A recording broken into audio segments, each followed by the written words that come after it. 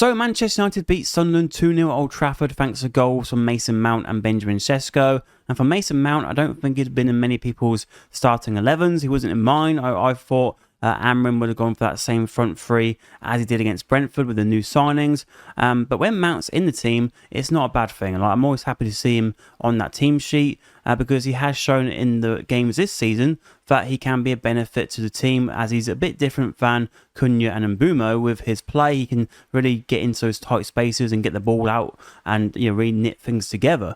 And when he got injured, I can't remember what game it was now, but when he got injured with Cunha, you're like, oh no, Cunha might come back soon, but Mount's probably going to be out for a month or even more than that because he just keeps getting injured.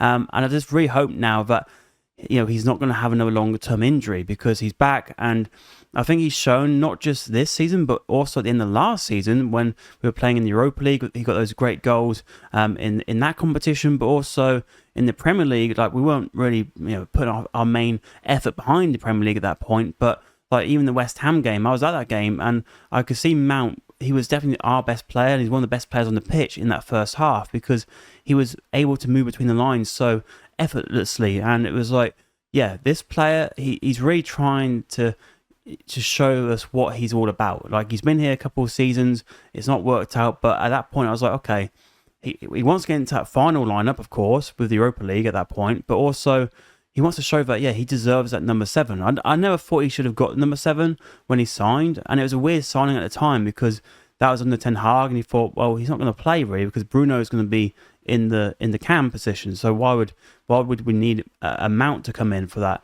Mount can play off the left and all that, but again, at that time we had other players in those positions, so it felt like a weird signing. But now under Amrin, we have those two number 10 positions, and I think it makes a bit more sense. Because with the formation using wing-backs, it's perfect for a player like Mason Mount, because when United are on the attack, the wing-back can go forward and take the attention of the opposing full-back, and then that space is created where Mount can go into it and pull the strings from there. Now, it didn't happen loads against Sunderland, but it means that, with that as an option on one side, with the other side being Mbeumo and Ahmad, it's a completely different threat for the opposition to deal with, because on that side with Mbeumo and Ahmad, it's very much a direct approach where you've got two really quick players, very skillful players with their feet, and that really caused a lot of trouble for Sunderland. And so I think that's a great balance to have a difference of size. Not with Cunha, he's quite similar to Mbeumo in that way, where he's got he's direct but also a bit more powerful with his play. He really run at players and get past them very well. So that's another option, but I think with Mount, he is a bit different than both Mbeumo and Cunha to that degree, where he will be more of a playmaker. And I think if you have a better left wing back, it'll be even better, because Delo was by far the worst United player on the pitch, and for some reason he just seemed to play a bit better on the left, but he's definitely not the future for United when it comes to a wing back. Of course, it's great when the wing back takes the attention of the opposing fullback, but how about the opposing centre backs? You need a striker who's going to be a handful, or a striker who's going to do something which will keep them on their toes, and we have that with Benjamin Sesko. Højlund really struggled with his physicality. He was beaten a lot of times when it comes to those battles in the air, and just in strength in general, really, with Højlund. He had that streak where he was doing okay, but it just really, especially last season, it just really did not come through for him. Whereas with Benjamin Sesko, I think he looks more of a type that can handle the Premier League. And even in the Sunderland game, he's showing signs of improvement with that. There's a little bit where it was him against Ballard for Sunderland, where he was holding the ball and sort of go round in the circle and get on the attack facing their goal. And it was eventually a foul, but that was an example where that was just really good play from Sesko, and something which he's improving on already. I said in a previous video that I want to see a bit more personality from him, and I think the goal's already helping him from the Brentford game, and now obviously he's got another goal here, now 2 in a row, his first home goal, first away goal, so that's all done. And I think that's relieved a bit of pressure now, and he feels more a part of the team.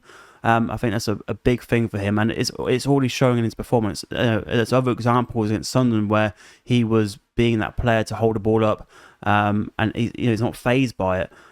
So I think he'll just go from strength to strength, and that also helps with Mount, and that will help with Mbeumo and Cunha and all the players along that front line. And the good thing with all these players is that they can play anywhere across that line, really. Like, Mount's played as a false nine, Cunha's played up front, so has Mbumo. And so with Cunha not starting, I know that's not great because you want to see Cunha starting, but I think like against Liverpool, I was just stay with what we did here really, unless someone like Mazraoui or Martinez is back, but it's maybe a bit of a risk to throw them straight in there. But I would like to see this same team just trying to have a bit of normality with the lineup going forward, instead of always chopping and changing. Let's just try and build a stable first 11, and then we can bring in these players, because it was so great to see a player like Cunha come off the bench, because I'm like, okay, I don't think Sunderland are going to be very happy to see someone like Cunha coming off the bench, because in the past, like, we brought on someone like Garnacho or something, I'm like, yeah, he was decent off the bench, but Cunha is a whole different animal. And I think also having someone like Cunha is also great, because it's not just for Mount's position, but for Mbumo if he's not having a good game, but also for Sesko, because something I did say before is that I think Sesko is great, but if he's not having a good game, you've got Joshua Zirkzee, who I like Zirkzee actually. I think he does have his qualities, but he's similar to Sesko in terms of a lot of his attributes. Whereas if you want to change up a bit, you could put Cunha on, and he could be that player to run run behind the line, and also you could even move Cunha over and put Mbumo up front, because I think he's a bit quicker than Cunha. So you have those options there. Amram has the options to play around with the front line, even move Bruno up there if you need to, and put Mainu or Ugarte back in the midfield. So there's lots he can do there. And so I think have that settled team with the front. Have the settled. I think Bruno and Casemiro are the best, centre midfield partnership right now. It's a shame with Mainu, but I think Mainu is not just him. I want to see Mainu play, but I think it is something in his head right now. I think he just needs to sort that out first of all, and I think Amram is trying to explain that to him, but maybe he's not happy with it because he's thinking, well, that's all well and good, but I want to play. And it's like, maybe they're stuck in a bit of a loop here where you will play if you sort your head out. And he's like, well, I'm only going to sort my head out if I'm playing. So maybe they're at a bit of a lock there. And Ugarte, I don't know what's going to happen with Ugarte. It's going to be interesting, really, because Casemiro is going to be this season, but I don't think he'll be here next season because he's out of contract. And I don't expect them to give him an extension or anything. The whole Maguire thing, just on the Euro coming back into it, I'm very happy Euro's back. He deserves to be back in there.